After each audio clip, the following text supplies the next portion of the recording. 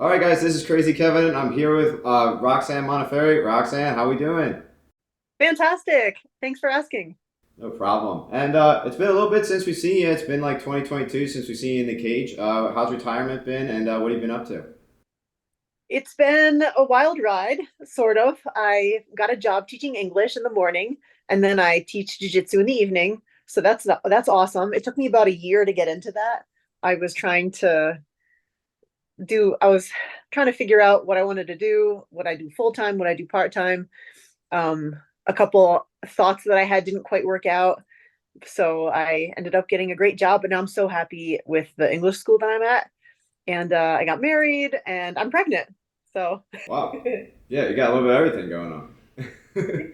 So what age are you teaching at English? it's actually English as a second language for immigrants. Wow. So with student visas, some locals, everyone is registered, legal, and yeah, people just want to learn English for business or pleasure or whatever. So it's about like I have a 19-year-old, I think, but everyone's in their 20s or 30s or even 40s. Wow, that's incredible. How did you end up landing a job like that, and how long does it take to even get into a profession like that? Actually, I used to do that in Japan. So Oh. I got a job teaching, it's called ESL in Japan for 8 years.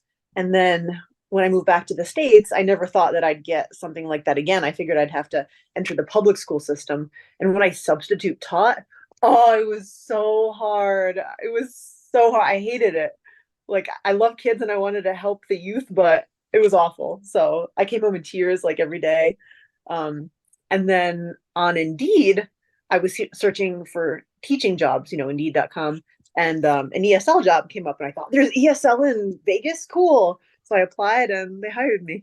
Wow. Yeah, that's pretty cool. Now, you mentioned you were in Japan. How is Japan different than America, and what do you love so much about Japan? That's a loaded question. Um, Gosh, I guess the society is more strict, but I'm flexible and compliant, so I fit in very well. I love the respect part of it.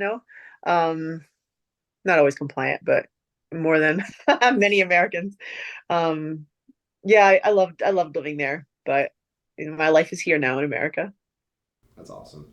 Now recently, Macy Barber was on the card in UFC, and she performed well. That was a person that you were a big underdog against, and you performed well against. How did it feel watching her do well, and how did it also feel performing against Macy Barber when you were a big underdog? That was a great fight for me. I felt really good when I fought her. I know that she injured herself. You know what? I've had fights where I felt crappy. I was injured. Nobody knew about it. I didn't say anything. So we all have those fights. She looked really on. She looked like she felt really good that day. She won. Good for her. It makes me look good because I have a win over her. So I was kind of happy to, I don't know. She was kind of rude, but it was okay. It made me look good that she won. Right. No, that's awesome. Now, you were on The Ultimate Fighter two times. Now, as a fan of The Ultimate Fighter, what is something behind the scenes that a fan probably doesn't know? Something behind the scenes. We're not allowed to have music. That bugged me a lot. Wow. Okay. Because, they don't want people vegging out in the corner with their music. They want them to be bored and talking to everybody. Um, let's see. Yeah, some of the challenges of that show were just not training the way you found worked for you. Well, me, I like to do my strength and conditioning in the morning. I like to do this in the morning, not the evening. But then when you're on the show, you have to go with the team. So that was a challenge. Um, oh, there are two sets of camera guys, and they worked in pairs. So one guy held the boomstick and the sound stuff, and then one guy held the camera. So they were constantly kind of patrolling the house and outside. And then they had a box. What the sound guy had a box that they could switch, pushing on everybody's microphone. So the necklaces that we wore let him like monitor what we were talking about. So they had some key things like if you started talking about your history, your family, or your motivation for fighting or an upcoming fight, like those things, they wanted to go film those. So they would like run out, like, oh, Bobby's talking about, the fight. So they had like sprint out to the guy and then start filming them. That's So funny. we knew that once we started talking about something, like we looked and there was the camera guy filming us because we are talking about one of those topics. Huh. Yeah, that's pretty funny. So, with that being said, too, when you were on the Ultimate Fighter the first time, what did you learn from being on the Ultimate Fighter, and I guess basically from what you learned, what did that give you advantages wise going into your second show? Absolutely, that was a big deal, a big point. I learned that it was basically the Hunger Games, and every man and woman for him or herself. Yeah. So you have to cooperate on a team, but it really is about you. And the coaches care about you, kind of, but you're part of the team, so they do have to direct their attention towards the people who are winning for the team, giving the team good points. At the same time, caring about you personally a little bit, but that helped me. Like when I first was on there, I really tried to be more of a team player. And then when I lost, I really felt like not abandoned, but like not no one really cared about me except like the friends that I made. So in the second season, I really took care of myself. Like if I had a choice to kind of go with the group doing something I didn't really want to do or do what I wanted to do that would help me, I just did what I had to do because I knew it would benefit me and I could watch out for myself. And that helped me. Right. Now, which coaching style did you prefer better? Was it your first season or the second season? Um, Second season. Why was that? I think I was a better fighter myself. Um, I really liked how um, Luke Caudillo was an assistant coach. He really kind of looked out for me. He held mitts for me a bunch. He reminded me of my coach John back at Syndicate in Vegas, and also just Gaethje was more of a. Well, no, Misha was a grappler too. I don't know. I liked the way they ran class, and yeah, I don't know. I liked him better. Now you have a bunch of fights. With you being such a veteran of the sport, was there any time where the pressure ever got easier going into a fight? It actually got harder. I was contemplating this because I used to fight for fun. Basically, I never really started making any money to survive until the UFC. So my first 30 something fights were just a hobby, right? Because I only made a thousand or less, each fight, a couple thousand. So then when I got into the UFC, it was like, man, if you lose a fight, like your career is going to go down the toilet. You won't get another opportunity. You're going to have to get a different job. So it became more major. And I don't want to say less fun, but the pressure was awful compared to in the past where if I lost, I was depressed for a while, but then I got over it. It was more of a major deal when I got into the UFC. Now you have so many different fights in so many different arenas. What was your favorite arena that you fought in? Mm, Madison Square Garden was really cool because it was Madison Square Garden, and I had a really cool theme song that boomed throughout the whole thing, and it was epic. But I lost that fight, so that kind of sucked. I like the mobile because it's in Vegas and it was just a big arena. I like the big ones. It made me feel special and like I really made it. Right. Now going back to when you were on the Ultimate Fighter, you could kind of hear like your coaches as well as like other fighters that are talking. Does that give you any sort of an advantage? You think when you're in there in the cage? Because there's no audience, you mean? Yeah, and like you can hear your coaches more. Yeah, yeah. It did depend on what the coach. Well, I don't know. I could hear them pretty well in the major arena. So I'm not sure. Maybe not so much. Fair enough. Okay. Now, when you're a young fighter, what advice would you give to someone that's coming up and just getting started? I would say find a good gym and a coach that cares about you and find someone who knows what they're doing and who has achieved what you want.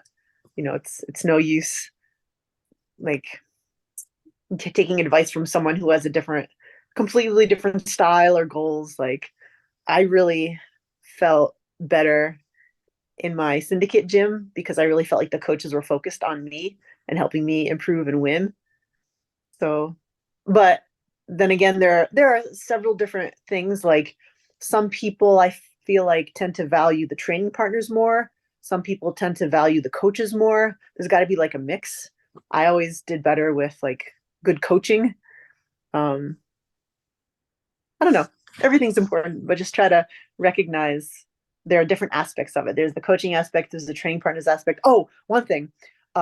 Don't force yourself to train with a training partner who hurts you. If you have a training partner who just wants to knock you out every time, don't go with them. You don't have to hurt, but worry about hurting their feelings by, there have been several times where I've said to a girl, like, hey, you're going a little too hard. I got a headache after our sparring session. Could you not hit me as hard? Oh yeah, sure, Roxanne. Next time happens again. Next time happens again. So by like the third time, I was like, sorry, I can't train with you anymore. What?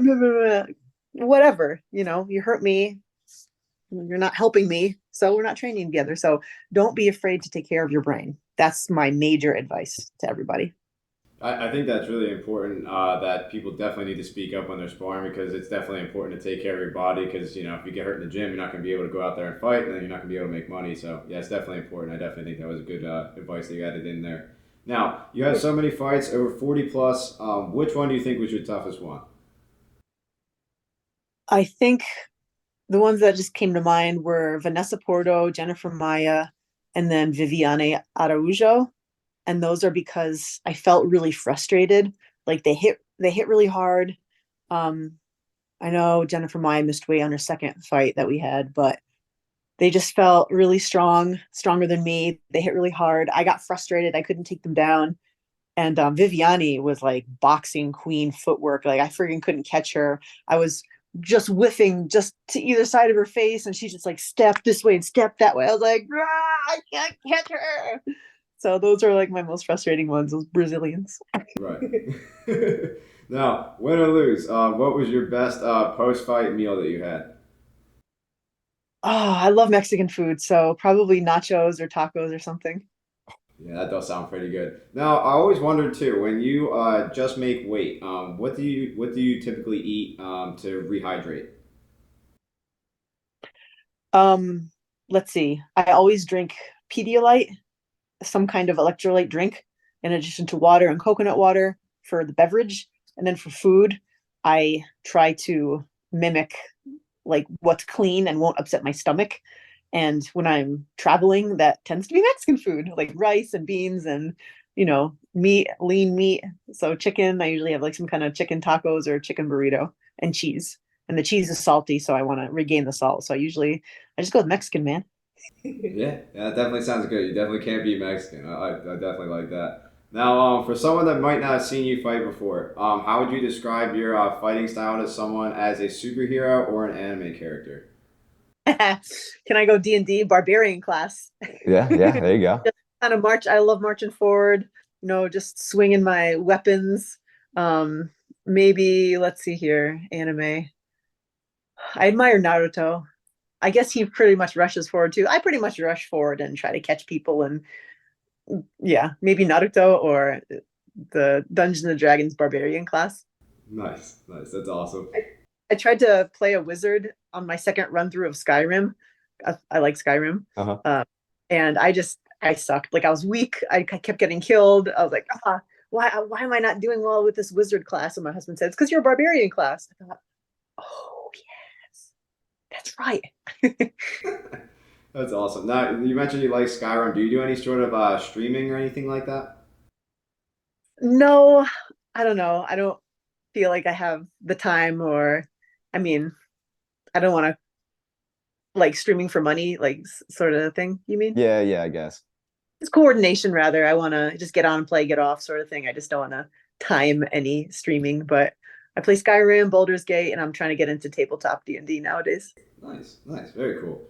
So you also mentioned earlier that you coach a little bit of jiu-jitsu. How does coaching make you a better fighter and a better athlete? It doesn't. um, Teaching kids doesn't really because you're kind of teaching basics over and over again. Mhm.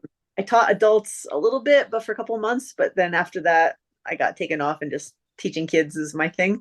So it's but now I'm able to teach older kids. Previously, I had to teach just like 5-year-olds, 6-year-olds, but now I'm teaching teenagers, and that's actually good. It's good review. I'm trying to teach more complicated things because they can handle it. So it is helping me review. So yes, it does help me review, the basics and some details and stuff. So that's good, come to think of it.